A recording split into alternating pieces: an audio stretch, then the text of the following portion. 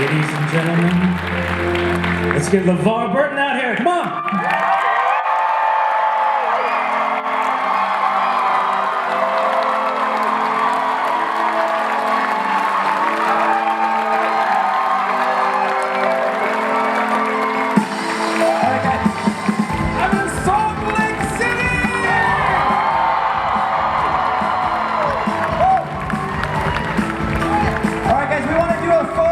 Right here, we want you guys to put up your phones. We're going to dim the lights. We're going to do stars. You just stand right here, take a photo, show them the love here at FanX 2016. Oh, he's going to take a photo as well. On the count of three, let's go nuts. 1, 2, 3.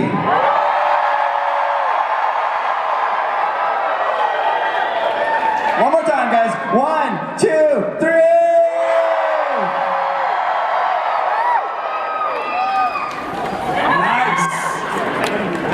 That was awesome.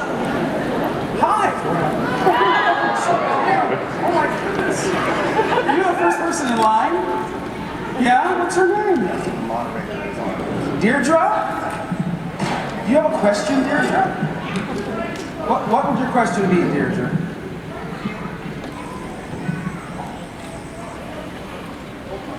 What is my favorite episode of Reading Rainbow?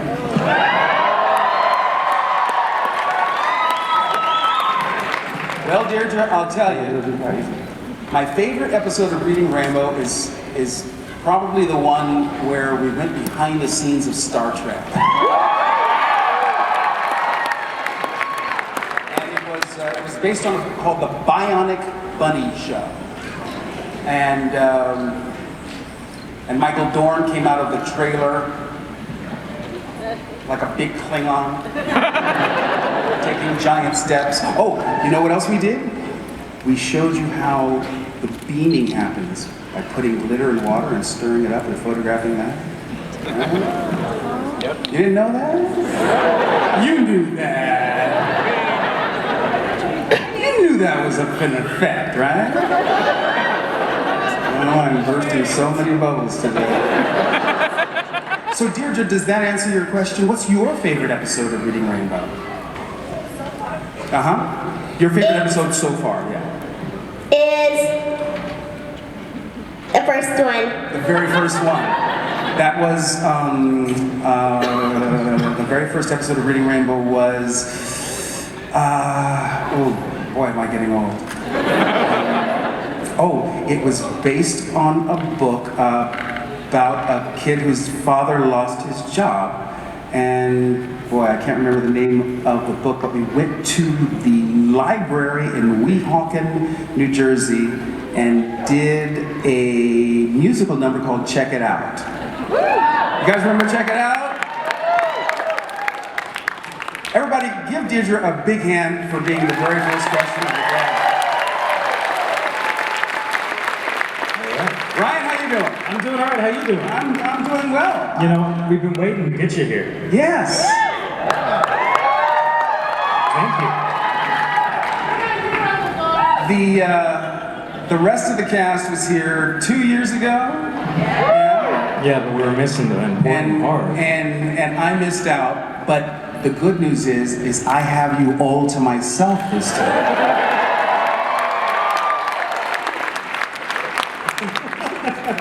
Because you don't want to fight with time with those people. You know what? You never want to fight with Marina, certainly. Because she doesn't fight fair. All right, we got another question down here. What's your name? Riley. Hey, Riley. What's your favorite scene of Reading Rainbow? My favorite scene on Reading Rainbow? Well, I'll tell you what. My favorite song on Reading Rainbow is the Reading Rainbow song. Riley, do you know the Reading Rainbow song? You do? Riley, would you like to sing the Reading Rainbow song? Riley, how about if everybody in this room helps you sing the Reading Rainbow song? Would that be all right? All right, I'll start off, Riley, and you can just jump in anytime you want, okay? All right. Butterfly in the sky, I can go twice as high. Take a look, it's in a book.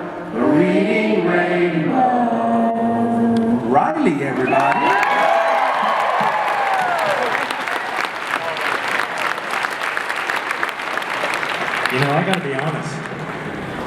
I didn't know everyone loved Reading Rainbow as much as I did. I mean, this is awesome. Are there any Reading Rainbow fans in the house?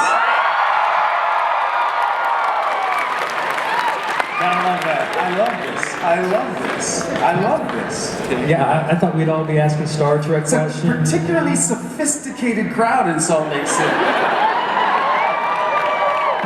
All right, I'm guessing this guy has a Star Trek question. Speaking of sophisticated, There we go. So, when you were choosing your career, did you have a backup plan, or did you always just want to be an actor? before I decided to become an actor, I was in the Catholic seminary. I studied for the priesthood for 4 years. So,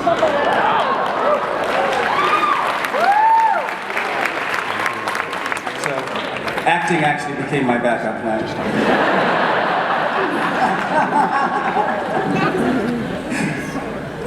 Hi. Hi.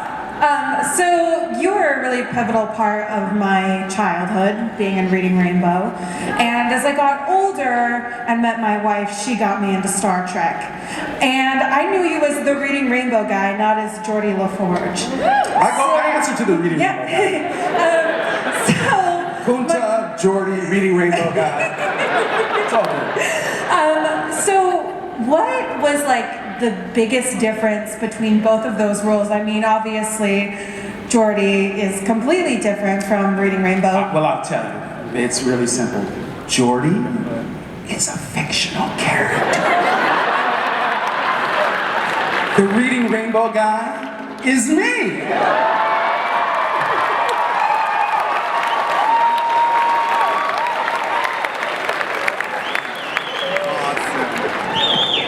It ain't rocket science, baby. Check it out. Look what she's wearing here. You have on a Reading Rainbow t-shirt. Oh. Were you a contributor to the Reading Rainbow Kickstarter campaign? Yes. Yes, you were. I absolutely love that about you. What is your name? My name is Caitlin Hatch. Caitlin Hatch. Everybody, please meet Caitlin Hatch. Caitlin Hatch, this is everybody. Did you have a question, Caitlin? Yeah. Also, I was thinking something in the line back there. Uh-huh. I also thought two things. You thought two things. Well, give us the first thing you First thought. thing, my favorite episode of Reading Rainbow is Enemy Pie. I love Enemy Pie by Derek Munson. Such a great book. Such a great book. My actual question was, what year did you start Reading Rainbow? That is such a great question, Miss Hatch. We began reading Rainbow in June of 1983. You were born in what year? What year were you born? I was born 2006. 2006.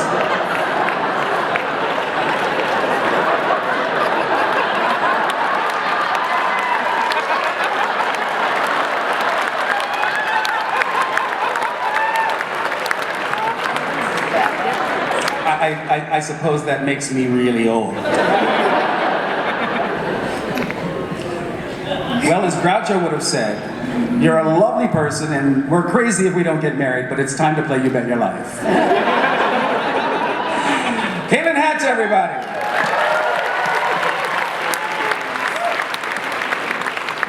I was wondering, what was your favorite book or book series growing up? My favorite book or book series growing up. I like to refer to the book that I was reading when I really got what reading was. Rudyard Kipling, Captain's Courageous, 3rd grade. And when I finished that book, I didn't recognize it then, but I know now that that profound sadness that fell over me was that very same sense of depression that I still experience when I close the last page of a good novel.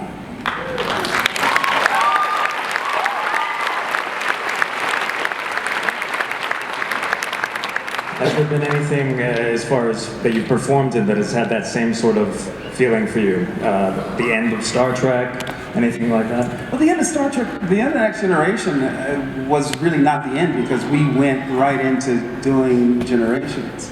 And it's, even though we're not together every day like we used to be, we're all still pretty close. As I'm sure you guys saw when the rest of the cast was here a couple of years ago. We really do love each other, and we tend to make one another laugh more than anybody else in our respective lives. So when we get together, it's like we're in high school. Were you excited to get rid of the visor? Yes. Yes. I was so excited. I hate that thing. You know, Rick Berman always said that the visor was a way of telegraphing the technological sophistication of the 24th century. And I thought, well, that's great, Rick, but if we're so technologically sophisticated, how come we can't put that damn thing in a little smaller bit of technology? So finally in the movies, we did. And I am forever grateful. And the visor that I wore sits in the box that the prop master, Charlie Russo, brought to me every time I put the visor on. And it is my most fond, aside from the relationships, it's my most fond memory of Next Gen. It really is.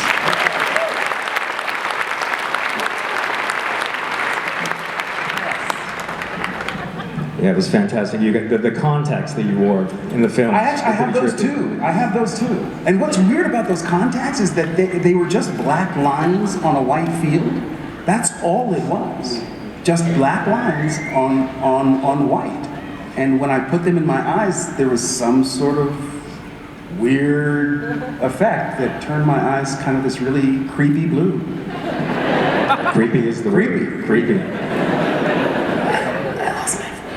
You lost your voice. Okay, so you wrote the question down on your iPhone, and the lady next to you is going to read it? Would you rather live in the Star Trek universe or in your favorite book?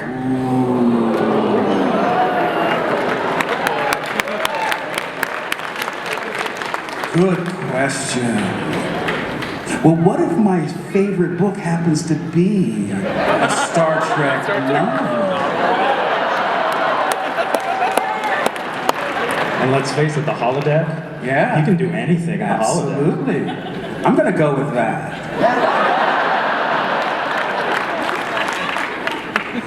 I'd like to know why Geordie LaForge did not have as many love interests in Next Gen. I wish the hell I knew.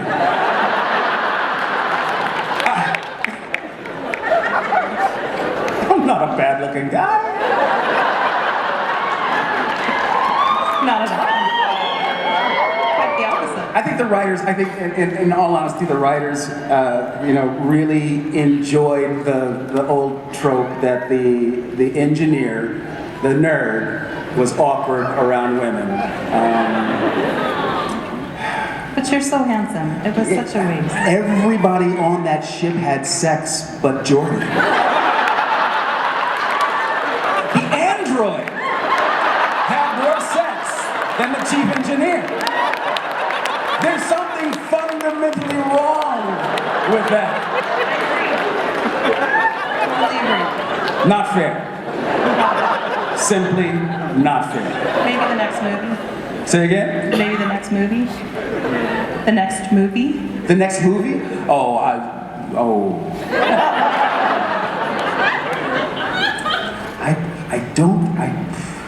Wow. Maybe this time she won't be married and you can actually have the, You know what?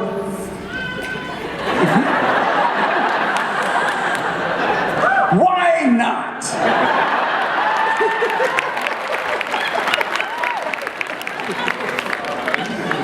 Hello, I was just wondering, since you participated in both the Star Trek Next Generation television show and all 4 of the Next Gen movies, do you think Star Trek works better as a television show or as a movie, and why? Yes. I think Star Trek: The Next Generation works. And I think it works mostly because we really get a sense that those people care about one another. And because they care about one another, and because they are some of the best at what they do, and they ride around in that very cool ship, I think we care about what happens to them as well. So I think whether it's in the movies or on TV, I think Next Gen is a pretty good show. And how about the franchise as a whole, like Star Trek in general? How about Star Trek as a whole? Yeah, better as a movie or TV? Yeah. Okay.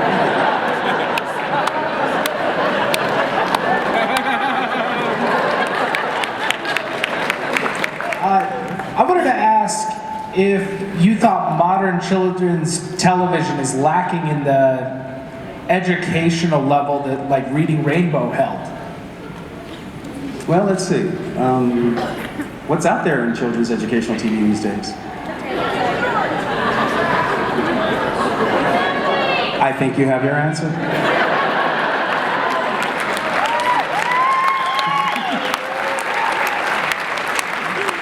I'm wondering if you could give us a book recommendation, the latest book that you've read that you really loved. Well, I love science fiction. I'm always reading science fiction. And one of the things that's always open on my iPad is The Year's Best in Science Fiction. It's a compendium of short fiction, short stories. And I love short stories because no matter who, I mean, Poe, O. Henry, I love the short story form. Very difficult to write a terrific tale, beginning, middle, and end in 30, 40 pages. So I love The Year's Best in Science Fiction, and they're all edited and compiled by Gardner Dozois, and I think they're terrific. Yeah. Hi. Hey there. Hey. So, first off, I just want to say I'm a big fan. Yeah. I've seen every episode of Star Trek: The Next Generation. Okay, yeah, just get to the point. Okay. Sorry, I'm just so excited I can barely talk. Okay, I just want to know, who came up with the visor and what did that thing feel like to have? Yeah. I think it was Michael Okuda who came up with the visor. They were looking for some sort of design, and I think Michael was taking Denise, his wife, to the movies, and she went to to tie her hair back or something, and she had a banana clip. And Michael said, "Hey, let me see that." And he took it into work the next day, and there it began 7 years of hell for me. Hi, I really loved your guest appearance on Community, and I feel a lot like Troy right now. So I was just wondering if you could tell us a little bit about that experience, how they kind of approached you and asked you to be in that episode, and what it was like for you. First of all, let me say I'm a big Dan Harmon fan, okay? I think the man is a genius. He's batshit crazy, and he's a genius. So I was a big fan of Community and a huge Donald Glover fan, so I was thrilled to get the call. And when I read the script, I was really thrilled, and they were so wonderful, nice to me every day. And I'm sorry that the show is no longer on the air. I thought it was one of the best things on TV when it was on TV. They're working on it. They're trying. Are they serious? They're trying. They're trying? Yeah, shopping it around. That'd be amazing. Hi, LeVar. My name is Lucas Henry. And, hey, Lucas Henry. Hey. So I'm a voice actor and what I consider to be an edutainer. And I've always considered you to be an idol in that field of making education very entertaining. It's not just something that you read through and you go through and it's they're laughing at my hands, I guess. Yeah. It's a Well, you are an edutainer. well, thanks. I've learned to deal with it. So. But I was just wondering, what kind of advice would you have for me to try and get into the field? And I mean, I have a lot of material that I'm doing, a lot of podcasting, but how can I get to a point, where you're at? Well, let's see. Host of a really popular children's television series for 30 years, and bam, you're there. And I am pitching something to PBS this summer, so. Say again? I have a show that I'm pitching to PBS this summer. Oh, fantastic. I wish the best for you. And your hands. I'm Lizzie. Hi, Lizzie. Hi. So, just a quick side note. We have a mutual friend. You endorsed a book by James A. Owen, who is actually a friend of my dad's family. Absolutely, I love James Owen. Yeah. I like him too. So, yeah. Anyway, have you seen him lately, Lizzie? Last time I saw him was actually here at Comic-Con last fall. Last fall? Yeah, he's doing pretty good. He's a good guy. You guys know James A. Owen? Yeah? Lizzie and I know him. Yeah, so we like him a lot. So what I wanted to ask you was there ever a topic of the day for Reading Rainbow that you never got around to that you would have liked to explore on the show? Well, see, that's the thing. We shoot new Reading Rainbow video field trips all the time. So all of the things that we never got to do when Reading Rainbow was a television show, we are now doing with the Reading Rainbow app in our digital online library. So last year we went to Israel and we were able to shoot about 10 or 11 stories there. We've been to the White House a couple of times. They let us into the National Treasury where they make America's money with the Reading Rainbow cameras. That was pretty cool. Did you get any? No. But they let me hold a brick of 20s, $20,000 in $20 bills. How would they notice if one? They notice. So I'm really happy to be able to continue doing video field trips and continuing to encourage a love of the written word in this new generation of kids. Thanks, Lizzie. Tell James I said hey. Okay. Hi, LeVar. Hi.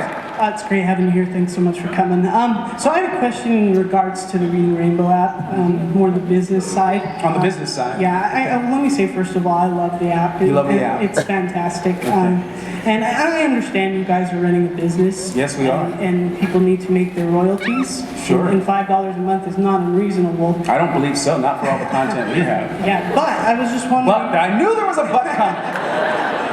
But I was wondering, rather than charge for a monthly subscription, have you guys looked into trying to get funding from PBS or from the government and make the app and website free for I would like nothing more than to be able to make Reading Rainbow free.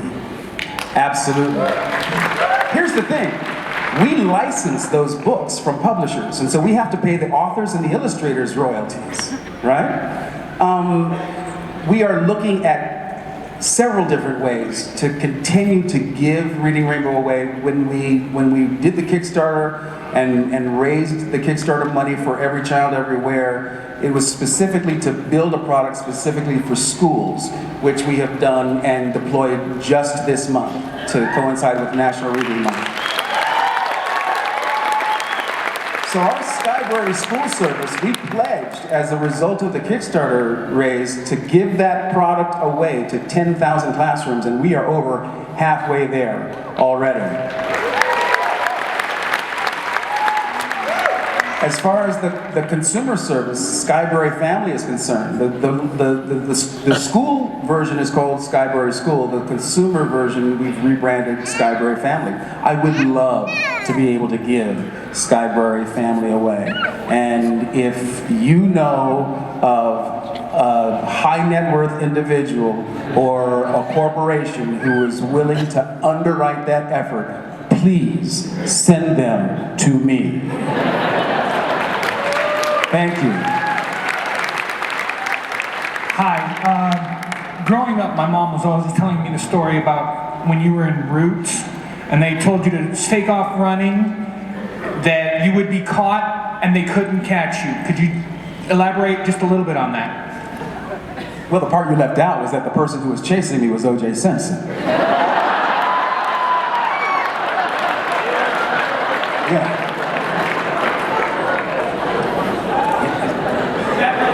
Yeah, that really happened. And I bet if O.J. was chasing you, you'd run like the Dickens too.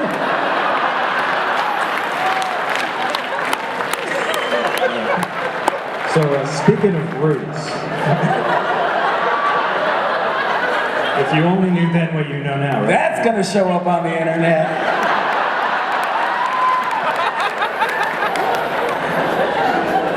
Here we go. Hi, I'm Nicholas. So my question is, what would you say is your crowning achievement that you could say that you can hang your hat on that? Well, Roots was pretty monumental. Have you all seen Roots? Should I plug this? It's coming out on Blu-ray in June. Yes, yes it is. So if you haven't seen it, June. Also, we have remade Roots for a new generation. Did you guys know this? The remake of Roots is going to be broadcast this coming Memorial Day weekend. 4 consecutive nights, 8 hours. We made 4 two-hour movies on 2 continents with 4 different directors simultaneously. And I'm incredibly proud of this new telling of Roots for a new generation of Americans who don't know the story and need to. So, there's Roots, there's Star Trek, which I'm enormously proud of, but I've got to say, in answer to your question, I really do believe that Reading Rainbow is the most important work I've ever done.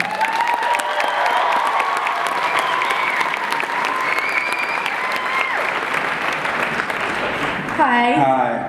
When I was about 16, my dad introduced me to Roots, and it's a very difficult show to watch just based on the subject matter. Sure.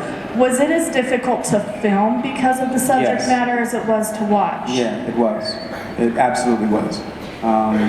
There were days that were emotionally very, very difficult,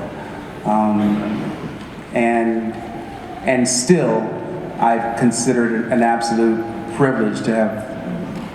And look, during some of the escape scenes, the chains that I wore around my ankles got raw and swollen to the point that they had to scrape. There was a little pad on the inside of the chains. They just had to scrape it out just so that we could get them closed.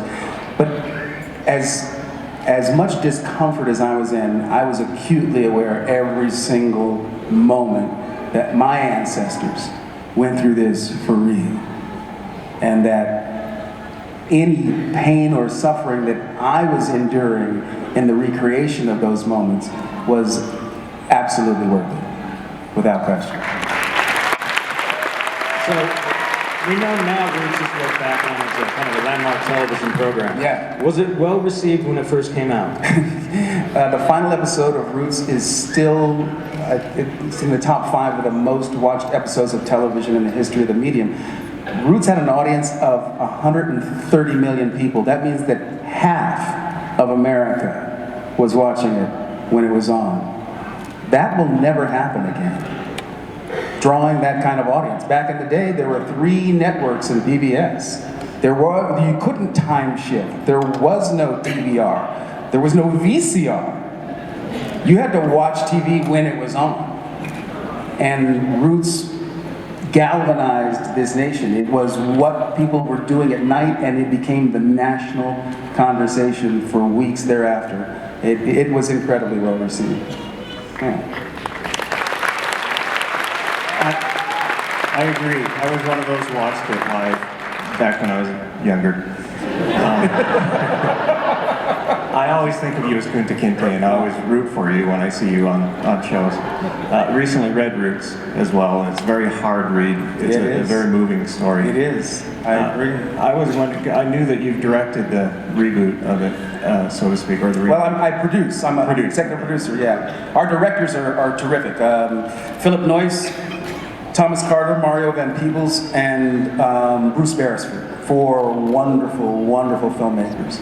Yeah. I was just hoping you could say something about the difference between being behind the camera and being in front of the camera, between the two. Well, you know what? It's been a really it's been a wonderful year in many respects.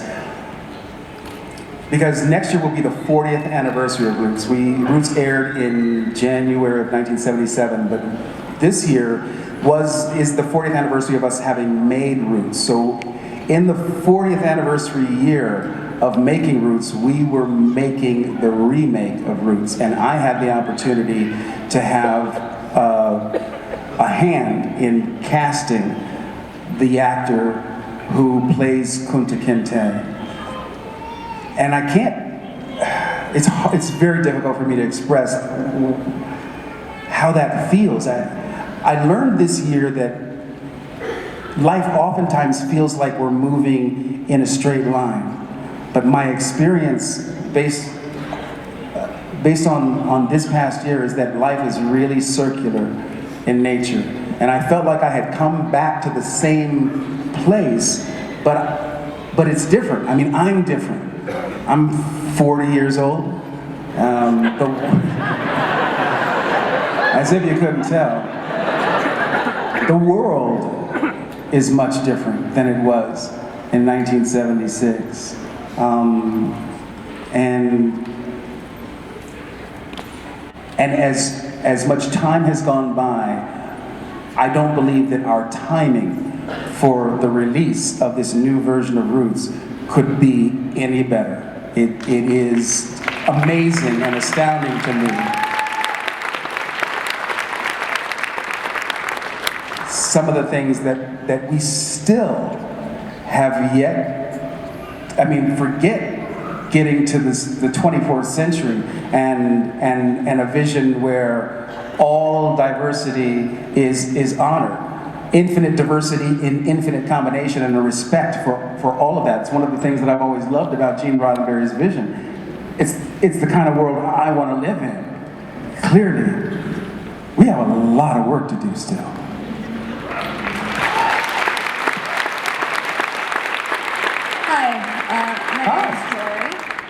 Jody? Jory. Jory? Yes. J-O-R-Y? Close. I-E. J-O-R-I-E. Yeah, I would get my name confused with yours all the time by people. So Jory, would you like to change that J to a G? No. Oh. No. I'm good with the J. Are you sure? Yeah, I'm good with it. This is my final offer. Your final offer is respectfully rejected. Wow. I admire your resolve, young lady. I admire your resolve. Although most people wouldn't guess I'm 31, so. Okay, my question for you is, now I have lost it. Well, let me ask you a question. Are you 31? Yes, born in 1985, proud of it. Wow. You look fabulous. Thank you. Do you get carded all the time? I do. Yeah. I mean, for your driver's license. Yes. When you're behind the wheel. Not behind the wheel so much, no. I haven't gotten accused of joyriding, no. Okay. Because if I was a cop and I pulled you over and you were behind the wheel, I would ask to see your driver's license to verify that you are of legal age to operate a motor vehicle. The closest I got to that was actually when I was in Las Vegas one time at the Rio. They did think my ID was fake and found it wasn't. I'm shocked, Jory. Simply shocked. Did you remember your question? Out of all the things you can do as an actor, do you prefer working TV and movies or Broadway or voice acting? Jory, I'll be honest with you. I like working. I got bills to pay, girl. I got a kid in college. I got a wife who likes shoes. Jimmy Choo? Jimmy Choo. Jimmy Choo. Hello, my name's Sean, and I have to say that I loved watching Reading Rainbow when I was a kid, and it helped really foster a deep love of reading that's, persisted to this day. And I was wondering, when Reading Rainbow first started, whose idea was it? I mean, were you the guy? Was that your brain? I'm not that guy, Sean. No. That guy is a woman. Well, how did you get? Her name is Dr. Twyla Niggett. Well, were you approached, or? I was approached. Yeah. I was approached. So I'd just like to hear about how the whole Reading Rainbow thing started. Well, it started as a response to what teachers call the summer slide, Sean. The idea that an emerging reader, when they take that summer vacation, their reading and comprehension skills plummet, was puzzling and troublesome to a lot of folks in the educational community. In the 80s, it was no secret where America's children were hanging out. They were hanging out in front of the TV. And so the radical idea at that time was, let's, in a very counterintuitive way, use the opportunity of access that television gives us and try and steer kids back in the direction of literature and the written word. Sounds crazy. It was crazy, but it worked.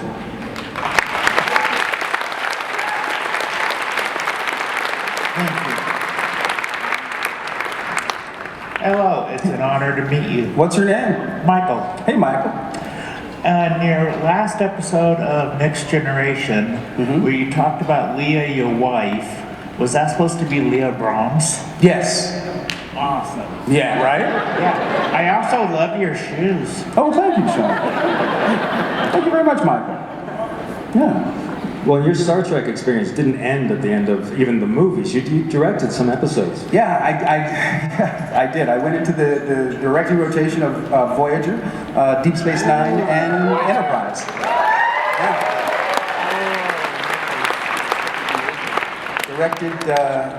Directed a lot of Trek. A lot. Hi. Hi. I'm Penn. Where is your favorite place to relax and read? I mean, you can do it anywhere, Yeah. their books, but almost everyone has their space. Right.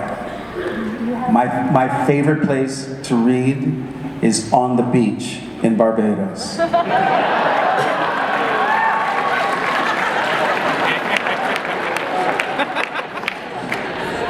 With a cocktail.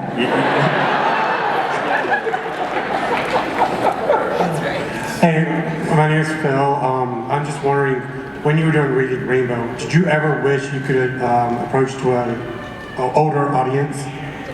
You know, people ask me all the time, when are you going to do Reading Rainbow for adults? And I'm actually contemplating doing a podcast where I read aloud.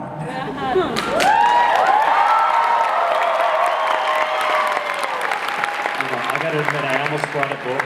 Did you? Just to have you read to me. I love reading aloud, and who doesn't love being read to?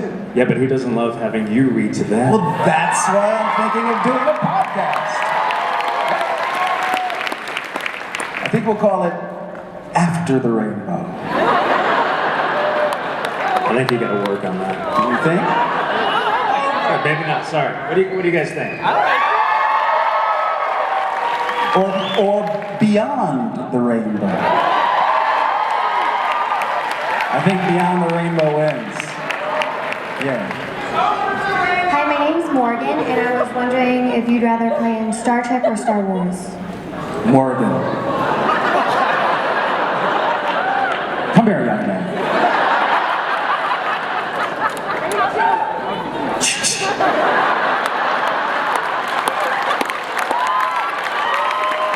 Away with you, sir. Away.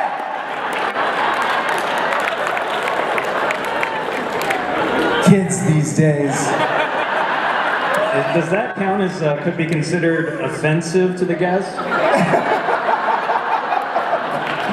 Morgan, I'll tell you. Star Trek, hands down.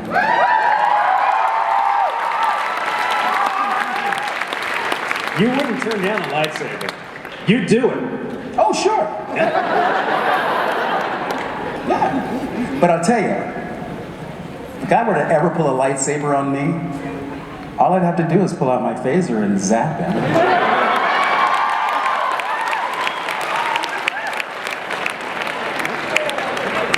Well, hey. I'm just saying.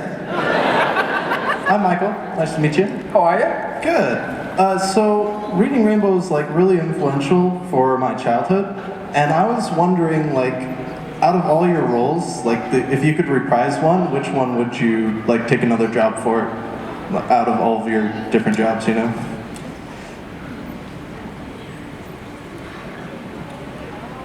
I played a blind guy on Fantasy Island once. I'd like to bring him back. Oh wait, we did that in space. Is that how you got the job?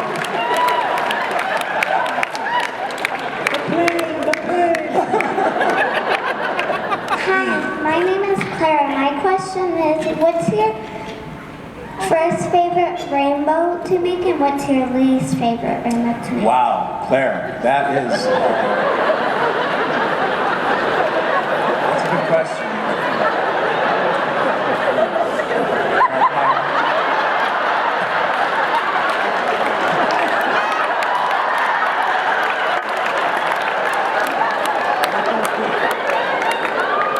Animals and kids. Never work with animals or children. They'll upstage you every time. Claire, is that your sister next to you? Uh-huh. What is her name? Ruby. Ruby.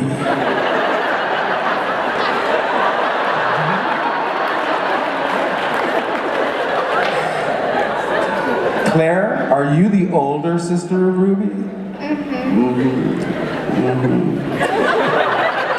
Is she a good younger sister?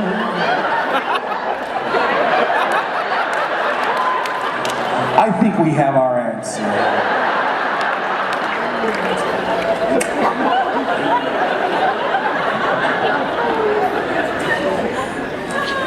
Ruby, love your t-shirt. You're welcome. I love your show. Oh. I take back everything I was thinking, Ruby.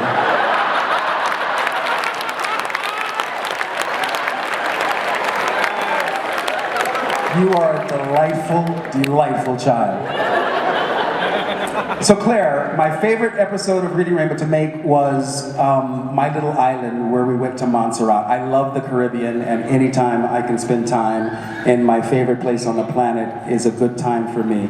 My least favorite episode of Reading Rainbow, it was probably when I got trampled by goats. Oh, maybe it was when I got spit on by the camel.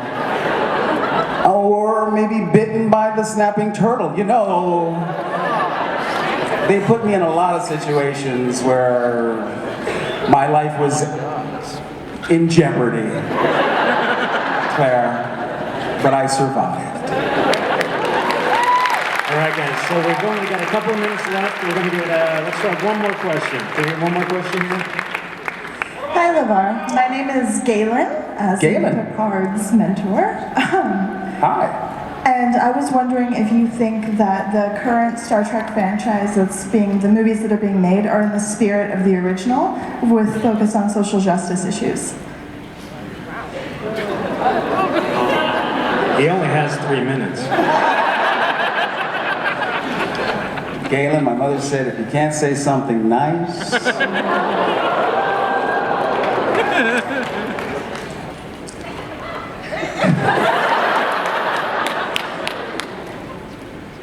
I'll say two things. One, I think that J.J. Abrams has done a terrific job of rebooting Star Trek. However, I do have two small criticisms. Number one, he seemed bent on ameliorating the timeline in which Next Gen exists. That kind of pisses me off. And second, I miss Gene's vision in these movies. I think they're lovely, terrific action movies, but Galen, I miss the hope. I miss the social commentary, and more than anything else, I miss Gene's vision.